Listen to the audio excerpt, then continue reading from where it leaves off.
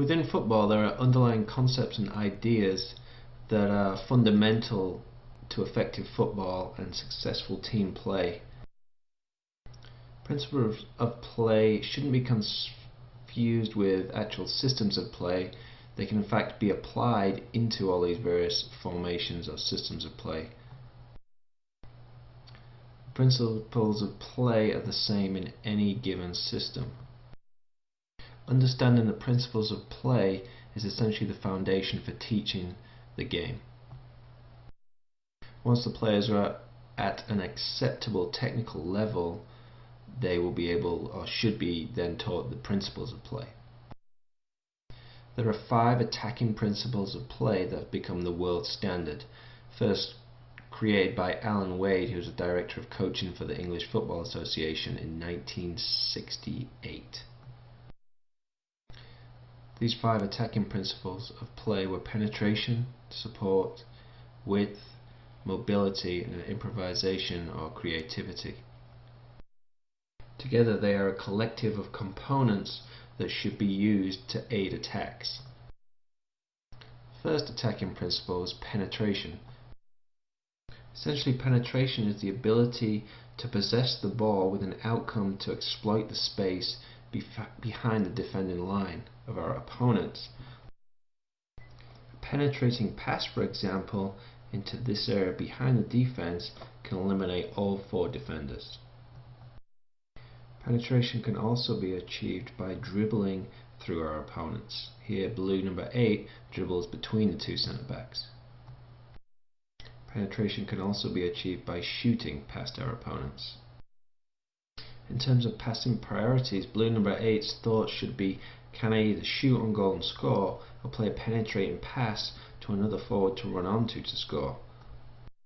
The best teams in the world employ various tactics and counter-attacking tactics to play this direct style. The arrangement of the players or the front players in the system of play will have distinct disadvantages and advantages when playing this style.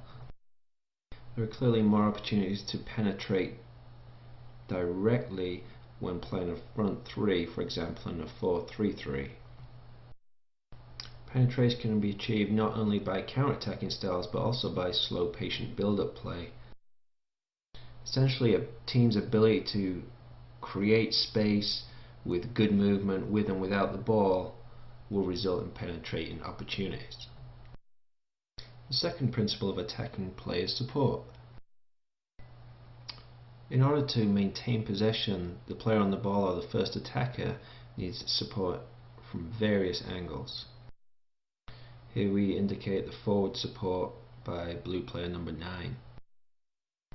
Blue players number 10 and number 11 provide lateral or sideways support.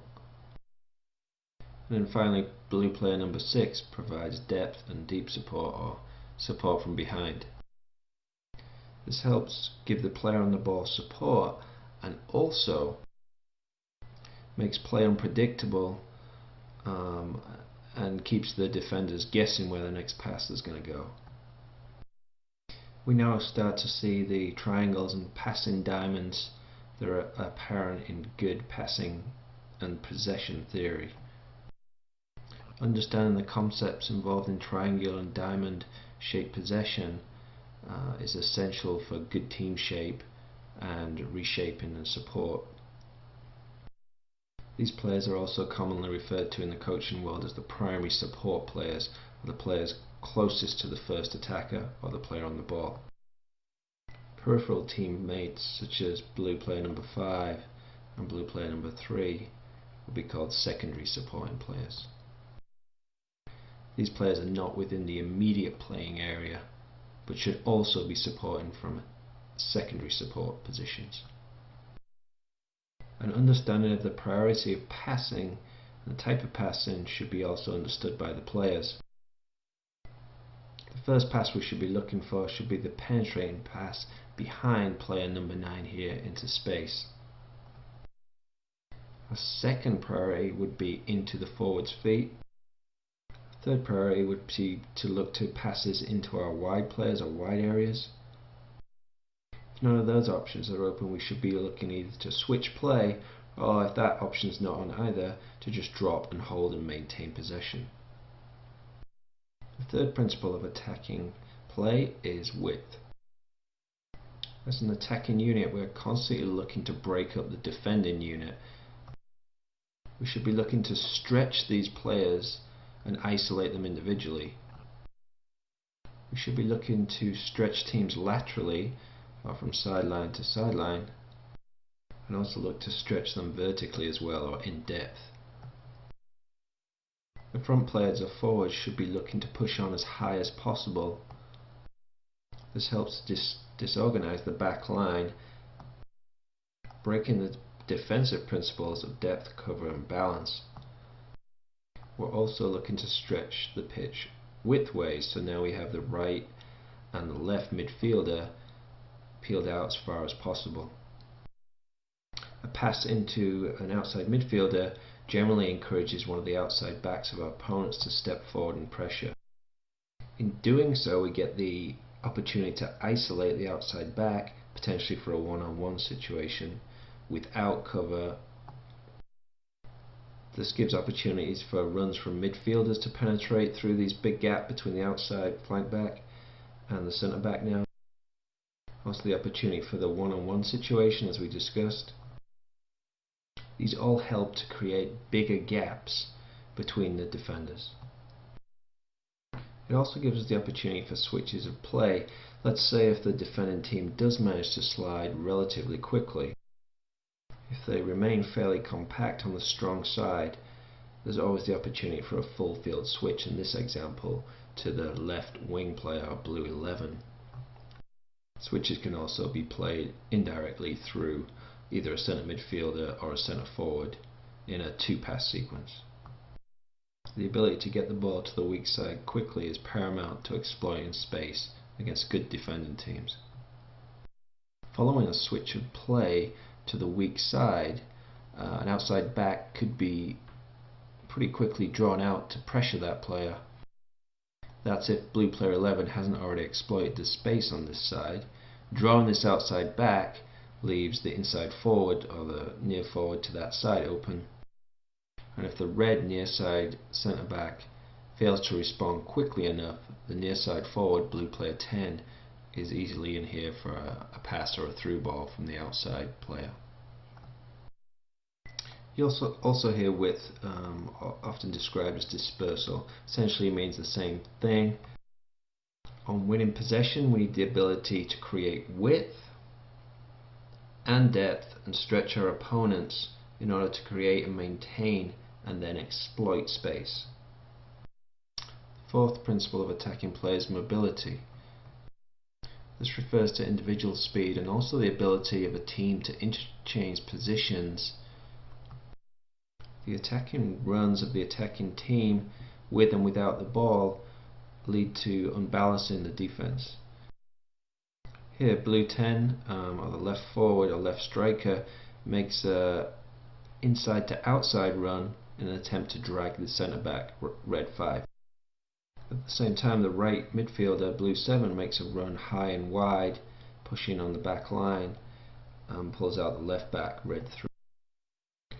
These types of runs require the defence now to make decisions and to either reorganise or risk becoming unbalanced. When players make these types of runs, they force the defenders into making decisions. There is now the potential for uncertainty and also confusion within the defence. If the defending team is not well organised and well disciplined, they can struggle with these types of runs. If the defenders decide to man mark and track their runners, there would now be two massive holes within the defensive line, and the defensive backfour line is now completely unorganised. We now have opportunities to penetrate either through dribbling or shooting through the middle, or playing through balls to attacking runners. If the defensive unit or the defending 4 players decide to hold the defensive line playing offside trap, now there are other potential opportunities for penetration.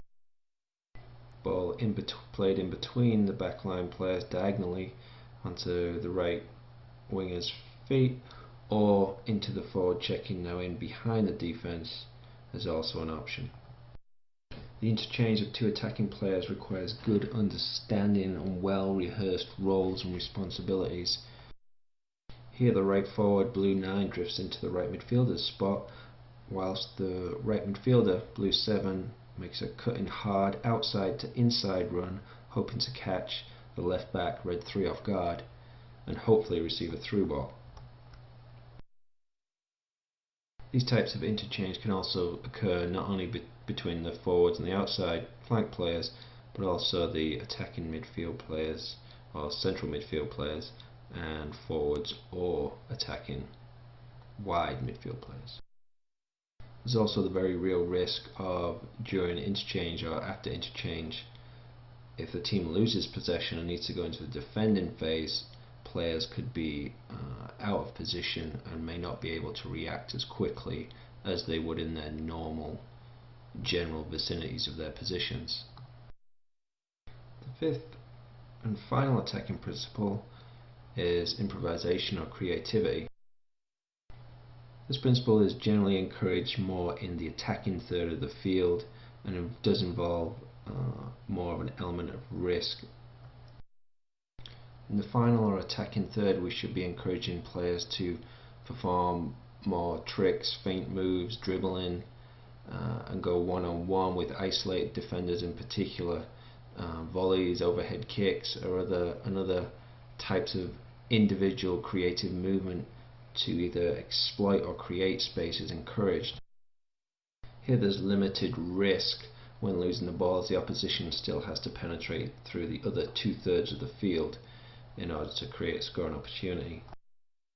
Improvisation and creativity can also be a combination or a two-player combination, such as a 1-2 pass or a wall pass, a takeover, or an overlap. Creative players are also often placed in wing areas where they can be isolated against defenders to use their attacking and improvisation skills. Creative play is often unpredictable and is largely created by the individual components of the team, i.e. the players. The ability of a team to exploit and use these principles should be developed in training. Should also be integrated into sessions regarding counter-attacking and a team style of play. Teams should have the ability to integrate these both into counter-attacking strategies and also more patient possession orientated build-up. Statistics in the modern game also reinforce these principles. For example, 40% of goals in modern football are the result of a quick break in 10 seconds or less. 72% of goals are scored from open play. Further, 50% of goals originate from wide areas or short passing combinations around the 18-yard area. And a massive 70% of goals are the result of accelerated or counter-attacks. And there are generally three styles of play: direct soccer, possession soccer, or a mixture of these two. Regardless of the style of play or the tactics employed, all systems of play should include these attacking principles.